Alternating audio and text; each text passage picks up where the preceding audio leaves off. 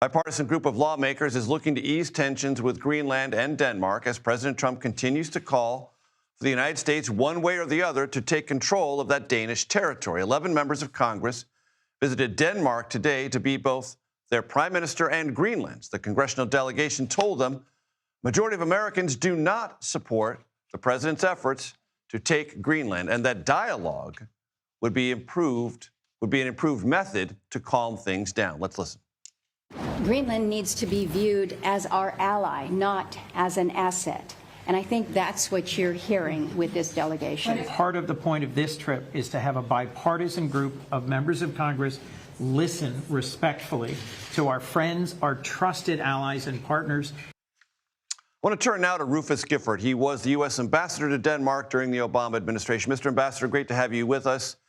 Look, I have discussed on this program with others, there is a strategic importance of Greenland. It is nearly 4 times the size of Texas. It is where the Atlantic and Arctic Oceans meet. There are more air and sea patrols conducted there between Greenland, Iceland, the UK, Norway. It's significantly geographically part of what NATO seeks to accomplish. All of that is true. But what the president is doing seems to have rattled many cages, and possibly unnecessarily so. That's exactly right, Major. I think, first of all, everything you articulate is right, and something Americans have known for decades now, frankly.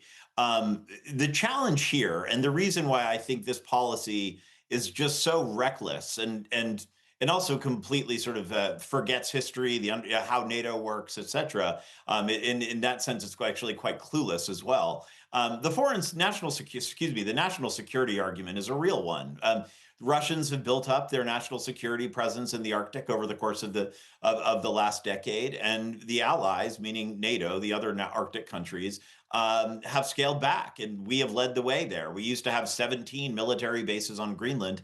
We now have had 1. That's both administrations, including Trump 1, didn't make a choice to reinvest in Greenland, even though we knew we could. But this is a very, very difficult time for this alliance. And I would make the argument emphatically that this sort of hostile relationship with NATO does nothing other than empower our adversaries here, Major, meaning there is no one who is licking their chops more than China and Russia. So, in fact, Trump says that this is good for American national security. It's just the opposite. This weakens American national security. Mr. Ambassador, the administration and the president have said this week that you only care about something you own, meaning America has to own Greenland for this to work. But I was looking at some statistics in the Wall Street Journal today. There are 128 U.S. military bases around the world in 51 countries. Almost not one of them is owned.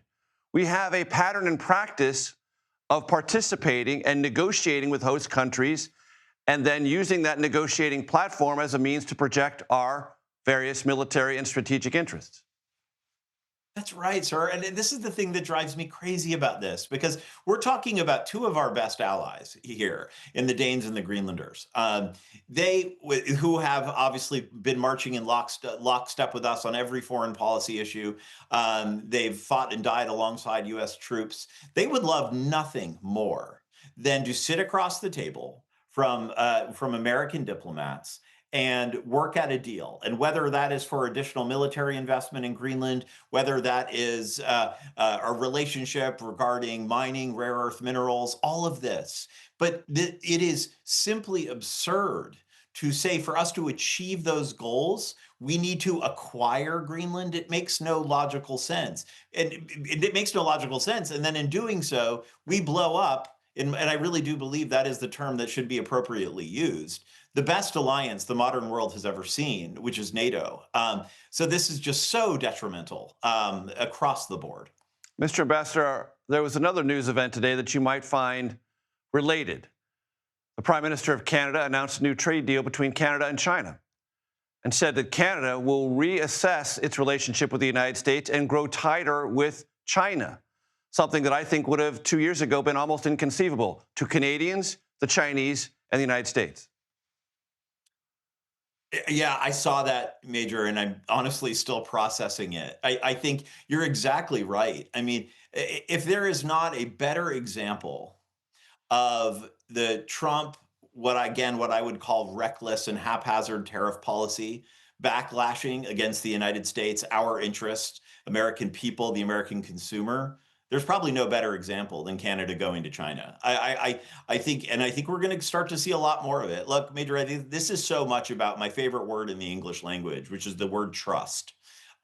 We have spent decades, and I believe that American diplomacy has been such a great force for good over the decades. We have spent decades earning the trust, in particular of our NATO allies, but in most countries around the world. It's extraordinary the rate at which that trust has eroded. And we're going to have to do a lot of work to build that trust back. Ambassador Rufus Gifford. Mr. Ambassador, I appreciate your time very, very much. Thank you. My pleasure, Major. Anytime.